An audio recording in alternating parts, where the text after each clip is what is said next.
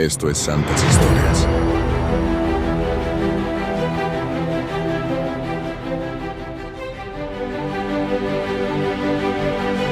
San Ignacio de Loyola. Esta historia es el ejemplo del poder transformador y la fe incrementable de un corazón dedicado a Dios. Descubre cómo la vida de un soldado herido se convirtió en la misión de una fe divina, que cambiaría el curso de la historia de este hombre. En el País Vasco, en el año 1491, nació Íñigo López de Loyola. Su llegada tuvo lugar en el castillo de Loyola. Ignacio, el más joven de 13 hermanos, pasó sus años de formación lejos de Loyola, en la corte del reino de Castilla, como paje del tesorero. Se pasaba el día cortejando mujeres, peleándose y jugando.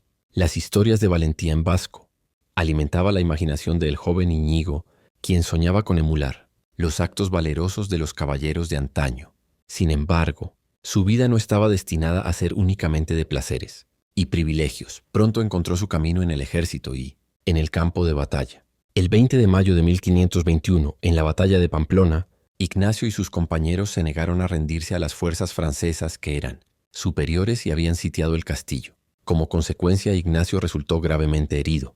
Una bala de cañón le destrozó una pierna. Estuvo la mayor parte del año siguiente postrado en cama, recuperándose en su casa de Loyola. Para pasar el tiempo, pidió libros sobre caballeros y batallas, pero en su lugar le trajeron un volumen sobre la vida de Cristo y otro sobre los santos.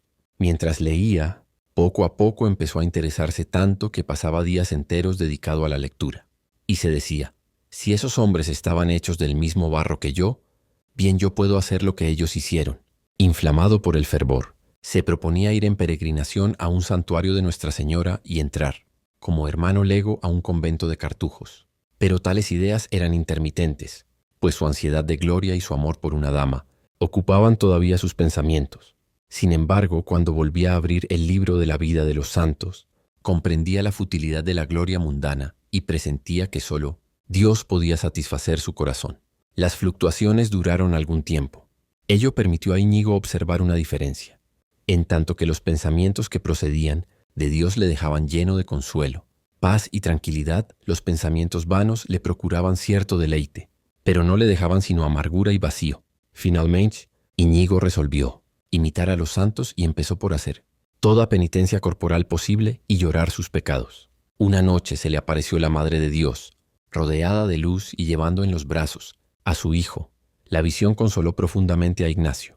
Al terminar la convalecencia, hizo una peregrinación al santuario de Nuestra Señora de Montserrat, donde determinó llevar vida de penitente. Su propósito era llegar a Tierra Santa y para ello debía embarcarse en Barcelona, que está muy cerca de Montserrat. La ciudad se encontraba cerrada por miedo a la peste que azotaba la región. Así tuvo que esperar en el pueblecito de Manresa, no lejos de Barcelona y a 3 leguas de Montserrat. Lo quería llevar a la profundidad de la entrega en oración y total pobreza. Se hospedó ahí, unas veces en el convento de los dominicos y otras en un hospicio de pobres. Para orar y hacer penitencia se retiraba a una cueva de los alrededores. Así vivió durante casi un año, a fin de imitar a Cristo nuestro Señor y asemejarme a Él de verdad cada vez más. Quiero y escojo la pobreza con Cristo, pobre más que la riqueza, las humillaciones con Cristo humillado, más que los honores, y prefiero ser tenido por idiota y loco por Cristo, el primero que ha pasado por tal, antes que como sabio y prudente en este mundo. Se decidió a escoger el camino de Dios en vez del camino del mundo, hasta lograr alcanzar su santidad. A las consolaciones de los primeros tiempos sucedió un periodo de aridez espiritual.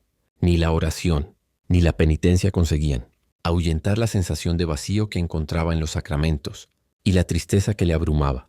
A ello se añadía una violenta tempestad de escrúpulos que le hacían creer que todo era pecado y le llevaron al borde de la desesperación. En esa época, Ignacio empezó a anotar algunas experiencias que iban a servirle para el libro de los ejercicios espirituales. Aquella experiencia dio a Ignacio una habilidad singular para ayudar a los escrupulosos y un gran discernimiento en materia de dirección espiritual.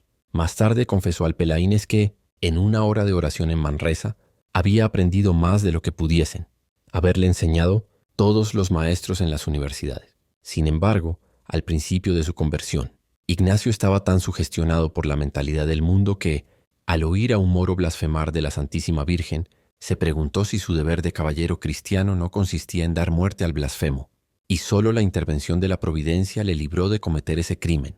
Al imaginarse viviendo una vida para Cristo, empezó a sentirse lleno de energía. Estaba experimentando desolación y consuelo.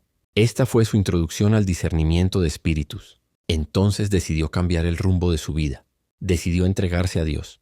En 1522, curado de sus heridas, emprendió una peregrinación.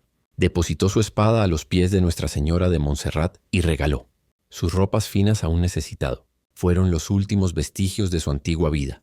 Después se instaló en una cueva a las afueras de Manresa. Pasó casi un año sirviendo a los vulnerables y escribiendo sobre sus propias experiencias de oración, lo que con el tiempo se convertiría en los ejercicios espirituales, un retiro guiado que seguimos utilizando hasta hoy.